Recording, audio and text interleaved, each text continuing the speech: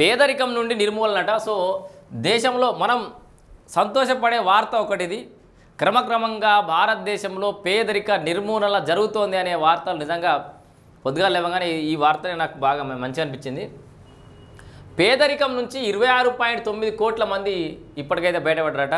అంటే మనకు కనబడుతురు కదా ఆడ ఈడ పేదోళ్ళు ఆడుకునేటోళ్ళు అని మీరు అంటుండొచ్చు. కాకపోతే గతంతో పోలిస్తే కొంత వ్యత్యాసం అనేది తగ్గుతుంది అన్నట్టు దానికి సంబంధించిన వార్త ఇది. దేశంలో 11 ఏళ్లలో 27% నుంచి 5%కు తగ్గిన పేదరికం.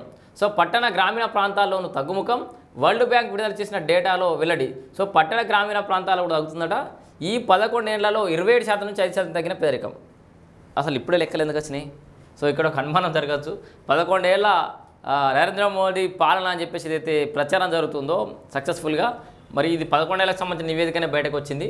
సో దీనివల్ల ఏమైనా జరిగిందని చెప్పేసి కూడా అనుకుంటున్నారు. భారతదేశంలో 26.9 కోట్ల మంది ప్రజలు పేదరికం నుంచి బయటపడ్డారు. 11 ఏళ్లలో 27% నుంచి 5%కి పేదరికం తగ్గుముఖం పట్టినట్టు ప్రపంచ బ్యాంకు తాజాగా విడుదల చేసిన డేటా స్పష్టం చేసింది.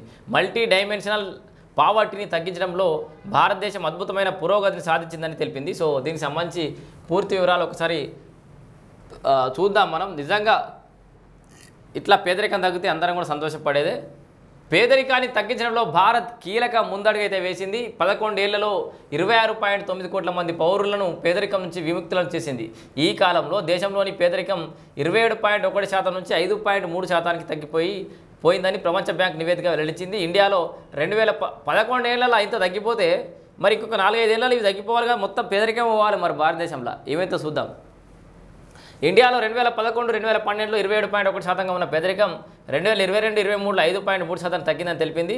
2022-23లో భారతదేశంలో దాదాపు 7.5 కోట్ల మంది తీవ్ర పేదరికంలో జీవించారని, 2011-12లో ఈ జనాభా 34.4 కోట్లుగా ఉండేదని పేర్కొంది. 2011-12లో భారతదేశంలో తీవ్ర పేదరికంలో 65% ఉత్తరప్రదేశ్, మహారాష్ట్ర, బీహార్, పశ్చిమ బెంగాల్, మధ్యప్రదేశ్ ప్రజలు ఉండేవారని పేర్కొంది. కానీ 2022-23 నాటికి అక్కడి పరిస్థితులు మెరుగయ్యి చాలామంది పేదరికం నుంచి బయటపడ్డారని చెప్పింది.